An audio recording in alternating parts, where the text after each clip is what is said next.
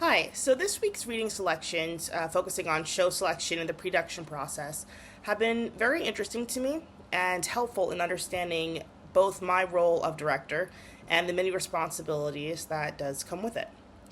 In addition, it does, in a way, also provide these different roles that I have as a director that I can then divide amongst my collaborative team so that even directors with a team of two or maybe three don't become so overwhelmed so quickly as there are so many elements and there are so many responsibilities that a director does carry. So those various different roles that must also be taken care of and um, must also be successfully approached for the success of a production. There are also areas of great emphasis for incorporating education into the production process, with teaching cast members about the importance of plot, climax, inciting incidents, foreshadowing, and so on. I found that area to be very, very interesting to me because one of my hopeful goals in the future is to be able to create not just an acting class, but more of a class about plays and about musicals, about understanding this process and understanding how it comes about as an elective course. So it would be great to be able to even teach my current cast members about these different elements as they go through the show itself and as they are able to then read and analyze the text on their own so that when we come to rehearsals, they are far more knowledgeable and therefore able to provide more accurate characterizations for their characters in future productions. Maybe not so for freshmen right away, but by the time they hit junior, senior year, that they have a stronger understanding or at least more of a mastery of this aspect of being on stage. At this moment, I'm working on selecting the production for our December's plays. In the past, we have done a myriad of different types of plays, from 12 Angry Jurors, The Crucible, Clue, Our Town, The Importance of Being Earnest, and just this past fall, we did Peter and the Starcatcher. I'm committed to continue to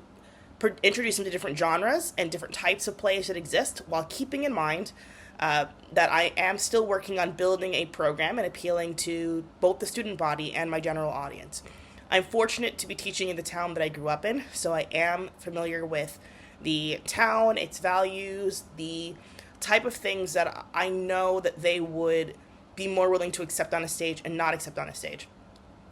I'm heavily leaning towards a production of Alice in Wonderland for its fantasy elements, the familiar characters, and its appeal to both young and older audiences. In this process so far, I have been reading different versions of the script to try to locate the one that will work best on websites such as Dramatists and getting different scripts sent to me. It's been validating and comforting to know that this is the correct steps that I am doing because there are certainly times where it feels as though I'm just kind of delaying picking one. So it's helpful to know that going in this direction with reading these different types and finding just the best one for us is the correct thing to do, and that I am going about this in the right direction. I am trying to speed up how I am doing this though, because everything that I do goes through my school. So even in trying to get the rights to the show, I have to get my check requests to school officials who then take it to other school officials, and it's a bit of a process. And once it hits summer, that becomes an incredibly difficult process to try to manage and try to go through.